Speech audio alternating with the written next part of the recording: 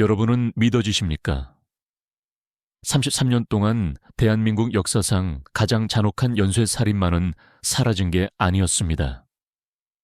그는 살아있었고 숨 쉬고 있었으며 심지어 감옥 안에서 자신의 범죄를 다룬 영화를 태연히 지켜보고 있었습니다. 200만 명의 경찰이 투입되고 2만 명 넘는 용의자가 조사를 받았지만 진범은 누구도 예상치 못한 곳에서 나타났습니다. 영화보다 더 잔혹한 현실, 화성 연쇄살인 사건의 기록을 지금 공개합니다. 1980년대 중반의 대한민국은 격변의 시기였습니다. 서울에서는 아시안게임의 열기가 뜨거웠고 도시는 현대화의 물결을 타고 있었습니다. 하지만 경기도 화성군 태안읍 일대는 여전히 끝없이 펼쳐진 논과 밭, 그리고 해가 지면 가로등 하나 없이 칠흑 같은 어둠이 깔리는 전형적인 농촌 마을이었습니다. 1986년 9월 15일, 이 평화롭던 마을에 운명을 영원히 바꾼 첫 번째 사건이 발생합니다. 목초지에 소풀을 뜯기러 나갔던 한 주민은 풀숲 사이에서 믿기 힘든 광경을 목격합니다. 그것은 71세 할머니 이 씨의 차가운 시신이었습니다. 시신은 하의가 벗겨진 채 길가 풀숲에 버려져 있었습니다. 당시 경찰은 이것이 대한민국 범죄 사상 가장 끔찍하고 긴 추적극의 시작이 될 것이라고는 상상조차 하지 못했습니다. 첫 번째 사건의 충격이 가시기도 전인 10월 20일, 첫 번째 시신 발견 지점에서 멀지 않은 곳에서 또 다른 시신이 발견됩니다. 이번에는 25세의 젊은 여성이었습니다. 그녀는 맞선 본 남자를 만나고 귀가하던 길에 실종되었습니다. 발견 당시 그녀는 손이 뒤로 묶인 채 가슴에 흉기로 찔린 자국이 선명했습니다. 이때부터 화성 일대에는 묘한 기류가 흐르기 시작했습니다. 하지만 경찰은 여전히 이를 단순 강력 사건 혹은 우발적 범죄로 치부했습니다. 연쇄살인이라는 개념 자체가 희박했던 시대였기 때문입니다. 그러나 12월 12일 세 번째 희생자가 발생하며 사태는 걷잡을 수 없이 커졌습니다. 24세 주부 권 씨는 남편을 마중 나가기 위해 집을 나섰다가 실종되었습니다. 그녀의 시신은 거주지 근처 논둑에서 발견되었는데 범인은 그녀가 입고 있던 스타킹으로 목을 졸라 살해했습니다. 이것이 바로 화성 연쇄살인 사건의 가장 잔혹한 특징인 시그니처 시그네이처, 피해자의 소지품을 이용한 살해 방식의 시작이었습니다. 사건이 연달아 터지자 화성은 그야말로 살아있는 지옥으로 변했습니다. 해만 지면 마을 주민들은 문을 걸어 잠그고 밖으로 한 발짝도 나가지 않았습니다. 이때 대한민국 범죄 역사상 가장 유명한 괴담 중 하나인 빨간 옷에 괴담이 생겨났습니다. 범인이 비 오는 날 빨간 옷을 입은 여성만 노린다는 소문이었습니다. 실제로 희생자 중 일부가 빨간 옷을 입고 있었다는 사실이 알려지면서 화성 일대의 옷가게에서 빨간색 옷이 모두 자취를 감추는 기현상이 벌어지기도 했습니다. 비가 내리는 밤이면 경찰들은 빨간 옷을 입고 가발을 쓴 채 함정 수사를 벌였지만 범인은 마치 비웃기라도 하듯 감시망을 피해 다음 희생자를 찾아냈습니다. 당시 대한민국의 수사 환경은 참담했습니다. 과학수사라는 단어는 교과서에나 존재하는 것이었습니다. 시신이 발견되면 동네 주민들이 구경하러 몰려들었고 경찰들은 장갑도 끼지 않은 채 시신을 수습하며 현장의 결정적인 증거들을 훼손했습니다. DNA 분석 기술은커녕 혈액형 판별조차 제대로 이루어지지 않던 시절이었습니다. 경찰은 범인을 잡기 위해 점쟁이를 찾아가거나 무고한 주민들을 잡아다가 고문하여 허위 자백을 받아내는 등 구시대적인 수사 방식을 반복했습니다. 범인은 보이지 않는 곳에서 경찰의 무능함을 비웃으며 자신의 범죄 기술을 더욱 고도화시키고 있었습니다. 1986년 한 해에만 총 4명의 희생자가 나왔습니다. 피해자들의 나이는 10대부터 70대까지 다양했고 공통점은 오직 하나, 여성이라는 점이었습니다. 화성의 논밭은 더 이상 풍요의 상징이 아닌 언제 어디서 범인이 튀어나올지 모르는 공포의 공간이 되었습니다. 경찰이 허둥지둥하는 사이 범인은 이미 마을의 지형과 경찰의 순찰 동선을 완벽하게 파악하고 있었습니다. 그는 평범한 이웃의 얼굴을 하고 우리 곁에 섞여 있었을지도 모릅니다. 화성 연쇄살인 사건이 전 세계 범죄학자들의 주목을 받은 이유는 범인의 독특하고 잔인한 살해 방식, 즉 시그니처 때문입니다. 범인 이춘재는 피해자를 살해할 때 외부에서 무기를 가져오지 않았습니다. 대신 그는 피해자가 현장에 가지고 있던 물건들을 사용했습니다. 가장 빈번하게 사용된 도구는 피해자의 스타킹이나 속옷 혹은 셔츠의 소매였습니다. 그는 이것들로 피해자의 목을 졸랐는데 단순히 죽이는 것에 그치지 않고 매우 복잡하고 정교한 매듭을 지어놓았습니다. 이 매듭은 일반인이 우발적으로 묶을 수 있는 수준이 아니었으며 마치 사냥감을 포획한 사냥꾼이 전리품을 묶는 듯한 섬뜩함을 자아냈습니다. 경찰은 이 매듭의 형태를 보고 범인이 매듭법에 익숙한 군 출신이거나 특수 직업군일 것이라고 추측하기도 했습니다. 범죄의 잔혹함은 살해 이후에 더욱 극대화되었습니다. 4차, 6차, 그리고 특히 9차 사건에서 발견된 피해자들의 시신은 차마 눈을 뜨고 볼 수 없을 정도로 훼손되어 있었습니다. 범인은 피해자의 신체 내부를 훼손하고 현장에 있던 이물질을 삽입하는 등 극도로 변태적인 행위를 일삼았습니다. 예를 들어 9차 사건의 희생자였던 14세 여중생의 시신 내부에서는 범인이 먹다 남긴 복숭아 조각이 발견되었습니다. 이는 범인이 살인을 저지른 후에도 현장을 떠나지 않고 여유롭게 과일을 먹으며 시신을 모독했다는 것을 의미합니다. 이러한 행위는 범인이 단순한 살인자가 아니라 피해자의 고통과 공포를 즐기고 죽음 이후에도 그 인격을 철저히 파괴하려 했던 가학적 성도착증 환자였음을 보여줍니다. 이춘재는 매우 대담하고 치밀했습니다. 그는 시신을 논둑이나 수로 혹은 집더미 속에 교묘하게 숨겨놓아 경찰이 발견하기까지 시간이 걸리도록 만들었습니다. 또한 비가 오는 날을 골라 범행을 저지름으로써 현장의 발자국이나 체액 등 결정적인 증거가 빗물에 씻겨 내려가게 했습니다. 가장 소름 끼치는 사실은 범행 장소들이 당시 수사본부가 설치된 곳에서 그리 멀지 않았다는 점입니다. 수천 명의 경찰이 마을을 이잡듯 뒤지고 있는 상황에서도 그는 보란듯이 다음 범행을 저질렀습니다. 그는 경찰의 순찰 시간대와 이동 경로를 완벽히 파악하고 있었으며 마치 경찰과 숨바꼭질을 하듯 수사망의 허점을 파고들었습니다. 수많은 사건 중 단 한 명의 생존자가 있었습니다. 1986년 11월 범인에게 납치되었다가 극적으로 탈출한 여성은 범인의 인상착의를 증언했습니다. 손이 매우 부드러웠고 눈매가 날카로웠으며 마른 체격의 젊은 남자였다. 이 증언을 토대로 그 유명한 몽타주가 제작되었습니다. 하지만 이 몽타주는 역설적으로 수사에 혼선을 주었습니다.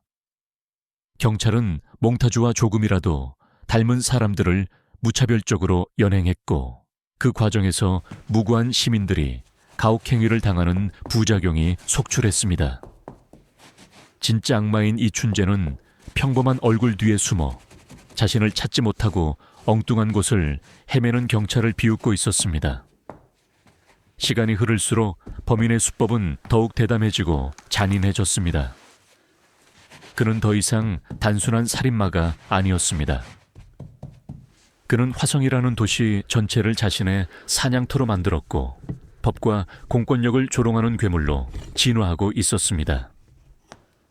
마을 주민들은 서로를 의심하기 시작했고 공동체는 파괴되었습니다. 1988년 9월 16일 화성군 태안읍의 한 가정집에서 13세 박양이 숨진 채 발견됩니다.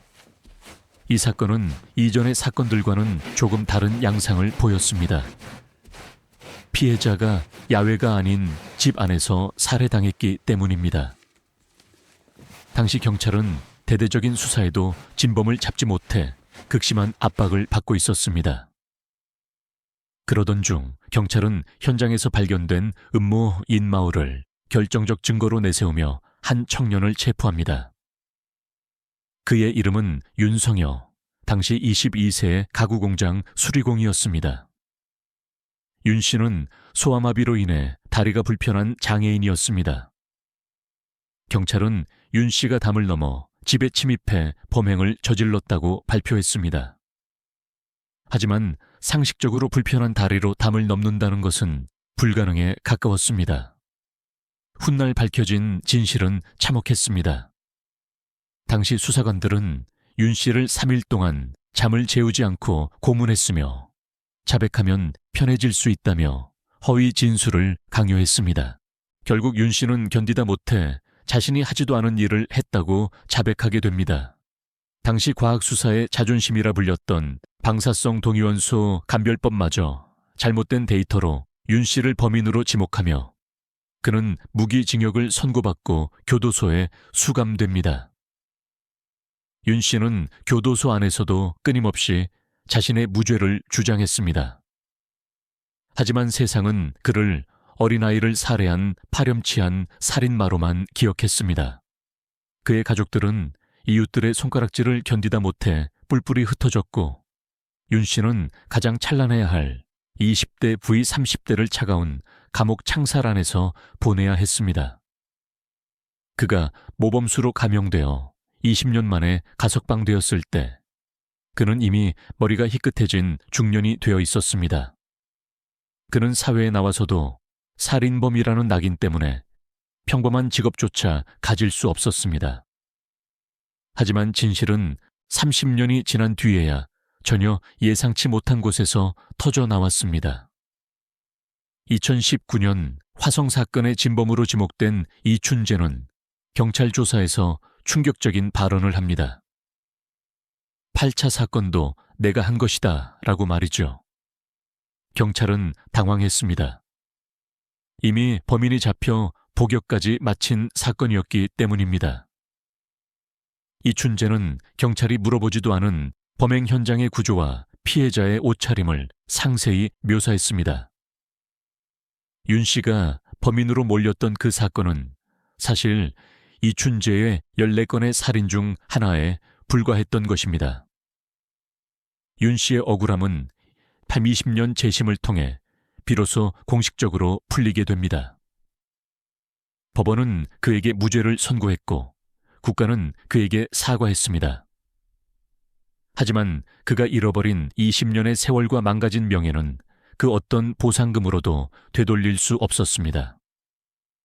8차 사건은 단순히 범인을 잘못 잡은 실수가 아니라 실적의 눈이 먼 공권력이 무고한 시민의 삶을 어떻게 파괴할 수 있는지를 보여주는 대한민국 사법 역사의 가장 부끄러운 장면으로 남았습니다. 이춘재의 정체가 밝혀졌을 때 그를 알던 사람들은 모두 경악을 금치 못했습니다. 그는 주변에서 흔히 볼 수 있는 성실하고 조용한 청년이었기 때문입니다. 화성 사건이 진행되던 당시 그는 군복무를 마치고 고향인 화성으로 돌아와 포크레인 기사로 일하고 있었습니다. 동료들은 그를 인사성 밝고 성실한 사람으로 기억했습니다. 심지어 그는 범행 현장 인근에서 경찰이 수만 명을 조사할 때도 편견하게 일상을 살아가고 있었습니다. 이것이 바로 화성 연쇄살인 사건의 가장 소름 끼치는 진실입니다. 악마는 뿔을 달고 나타나지 않습니다. 바로 옆집에 사는 평범한 청년의 얼굴을 하고 있었습니다. 화성에서 두 번째 사건이 발생하고 3년 뒤인 1994년 이춘재는 충북 청주에서 드디어 덜미를 잡힙니다. 하지만 화성 사건의 범인으로서가 아니었습니다. 그는 자신의 처제를 성폭행하고 살해한 혐의로 체포되었습니다. 당시 수사관들은 이춘재의 잔혹한 범행 수법을 보고 화성 사건과의 연관성을 의심했습니다.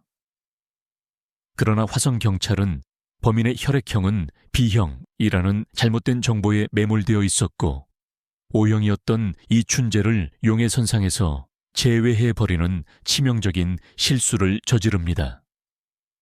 결국 그는 처제 살해 사건으로만 무기징역을 선고받고 부상요도소에 수감됩니다. 이춘재는 교도소 안에서도 완벽한 가면을 썼습니다. 그는 20년 넘게 단 한 번의 문제도 일으키지 않은 1급 모범수였습니다. 그는 교도소 안에서 가구 제작 기능사 자격증을 따고 동료 수감자들에게도 친절한 사람으로 통했습니다. 만약 2019년에 ADN 결과가 나오지 않았더라면 그는 가석방되어 다시 우리 사회로 돌아왔을지도 모릅니다. 그는 감옥 안에서 화성 사건을 다룬 영화 죄살인의 추억들 보면서도 아무런 동요 없이 재미있게 봤다고 말할 정도로 극도의 냉혈한이었습니다.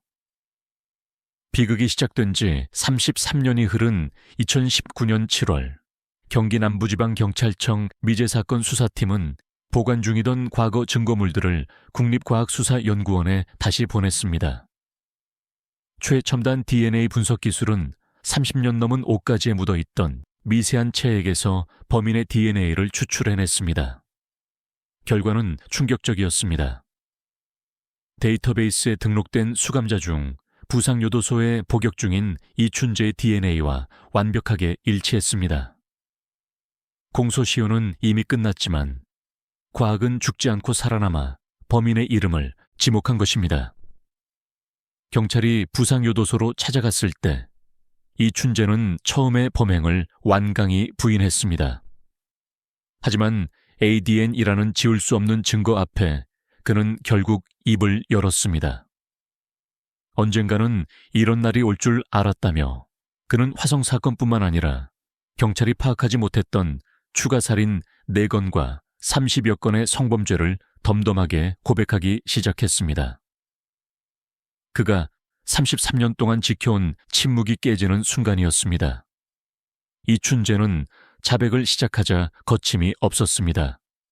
그는 자신이 저지른 범죄를 마치 남의 이야기를 하듯 덤덤하게 늘어놓았습니다. 현장의 약도를 직접 그리고 당시 피해자의 옷차림과 날씨까지 상세히 기억해냈습니다. 특히 그동안 모방 범죄로 알려졌던 8차 사건조차 자신의 소행임을 밝히며 그는 이렇게 말했습니다. 우발적인 범행은 없었다. 모든 것은 나의 의지였고 그저 멈출 수 없었을 뿐이다. 그의 말 한마디에 30여 년간 쌓여온 의혹들이 풀렸지만 동시에 유가족들의 가슴에는 다시 한번 대못이 박혔습니다. 가장 허망하고도 분노스러운 사실은 이춘재를 화성 연쇄살인 사건으로 다시 법정에 세울 수 없다는 점이었습니다. 2006년 당시 이 사건들의 공소시효는 이미 만료되었습니다. 살인죄에 대한 공소시효를 폐지하는 태완입법이 2015년에 통과되었지만 과거에 이미 시효가 끝난 화성 사건에는 소급 적용이 되지 않았습니다. 대한민국을 공포에 몰아넣었던 악마는 그 잔인한 범죄들로는 단 하루의 형량도 추가되지 않은 채 여전히 처제 살인 사건의 무기징역수로 남게 되었습니다. 비록 법적인 처벌은 불가능했지만 역사의 심판은 이어졌습니다. 경찰은 공식적으로 이춘재의 신상을 공개했고 사건의 명칭을 화성 연쇄살인 사건에서 이춘재 연쇄살인 사건 스판탄으로 변경했습니다. 이는 더 이상 화성이라는 지역의 비극이 아닌 이춘재라는 개인이 저지른 명백한 범죄임을 명시한 것입니다. 또한 억울하게 20년을 복역한 윤성여 씨는 재심에서 최종 무죄 판결을 받았습니다. 판사는 윤 씨에게 고개 숙여 사과하며 이렇게 말했습니다. 우리 사법부가 제 역할을 하지 못해 한 인간의 삶을 무너뜨린 점에 대해 깊이 반성합니다. 영화 살인의 추억결화의 마지막 장면에서 주인공 박두만 형사는 카메라를 정면으로 응시합니다.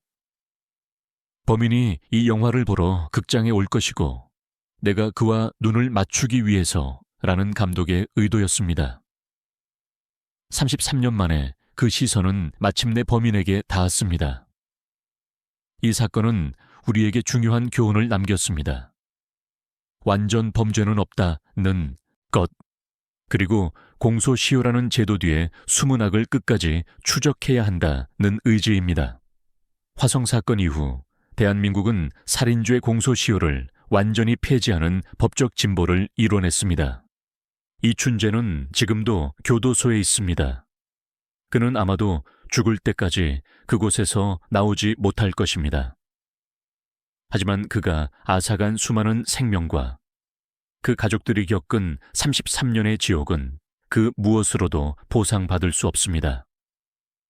우리가 이 끔찍한 기록을 기억해야 하는 이유는 단 하나입니다.